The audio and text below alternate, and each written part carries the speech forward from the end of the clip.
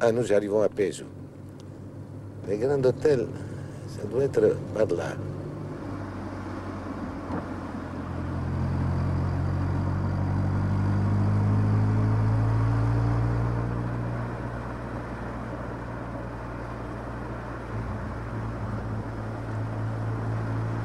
Les eaux d'ici sont très bonnes pour le diabète. Oui. Ce n'est pas notre cas. Mais là, je crois que... Voilà, qu'il vaut mieux rentrer, hein. Voilà, voilà. Voilà, on y est.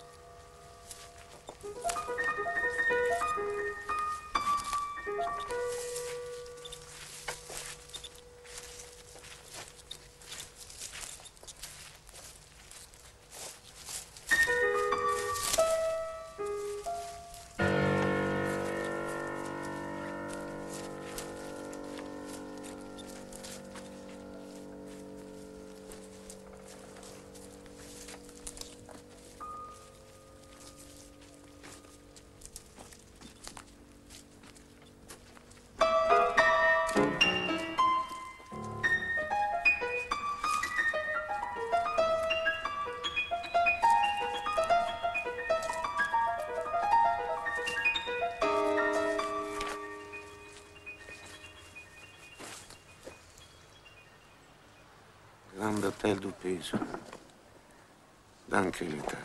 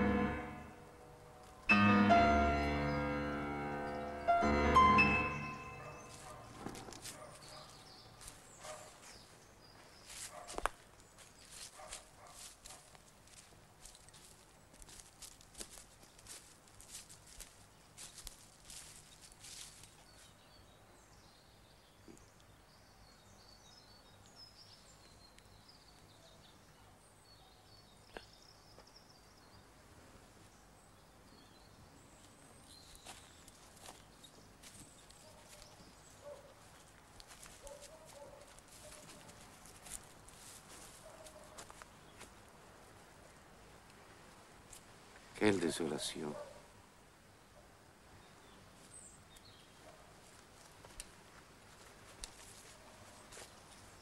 J'étais assis là avec mon frère Casimiro et un groupe de jeunes filles. De jeunes filles, de petites filles. Deux d'entre elles, elles étaient des sœurs aussi. Et voilà, il y avait un banc ici collé à l'arbre qui lui servait de dossier.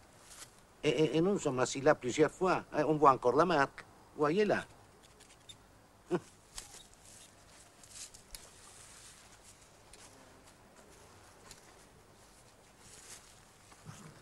Eh oui, nous étions très jeunes, 15, 16 ans. Regardez comme le temps a changé la position de la mer, parce qu'à l'époque, c'était, disons, là. Et regardez maintenant où elle est arrivée. Vous voyez, là. Hein.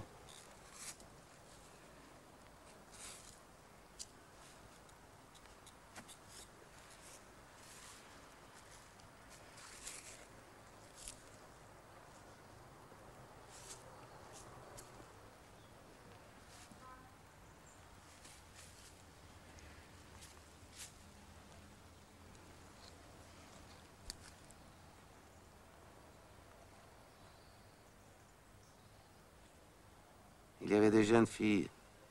Oui. De belles jeunes filles. Il y en avait une, la plus âgée. Et mon frère était amoureux d'elle, oui. Il s'aimait. Une passion juvénile. Passion juvénile. Ce ne sont pas toujours les plus innocentes. Innocents ou pas, eux seuls le savent.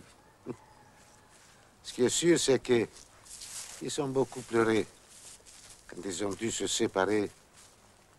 Nous sommes partis et elle est restée avec sa famille, retenue par son frère malade de typhus. Il me semble encore d'entendre les gémissements, là, à l'étage du haut, quand on le mettait dans l'eau froide pour faire tomber la fièvre.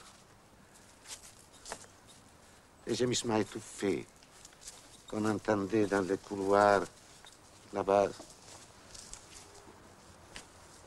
Ce que c'était à l'époque, qu'est-ce que c'est devenu aujourd'hui?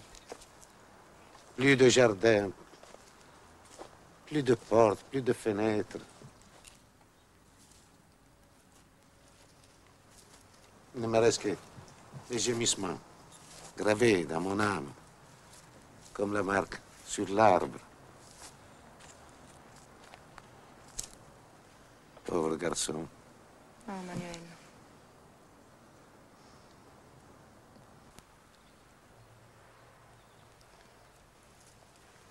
Tu sais, Manuel, tu deviens plus sardousiste qu'Alphonse. Saudjuste, c'est le souvenir du passé, n'est-ce pas? Eh oui, il n'arrive pas à faire de l'ironie. Mais tu as raison, Alphonse. Que représente ce ruine? Le futur d'un passé qui a été fulgurant. Et dis-moi, Judith, qui, comme ce pauvre garçon miné par le typhus, ou qui que ce soit d'autre, ne se souviendrait du temps où il était en bonne santé, lorsqu'il tombe malade dans un lit d'hôpital? Oui, c'est vrai. Maladie du temps. Comme à Sarajevo, et son coup de feu. Et quelle maladie? Est-ce que tu crois que le monde est vraiment si malade? Malade? Damné, oui. Empoisonné. Et son eau thermale pour soigner ses maux. Sans eau thermale et sans terme, ça se voit bien. Hein? Des murs en ruine pour nous. Pas pour ta mémoire, Manuel. Pour toi, tout est comme auparavant. Non, tu te trompes. Je me trompe. Tout a été perdu pour celui dont parlaient les poètes. Qui donc? Qui? C'était un indigène.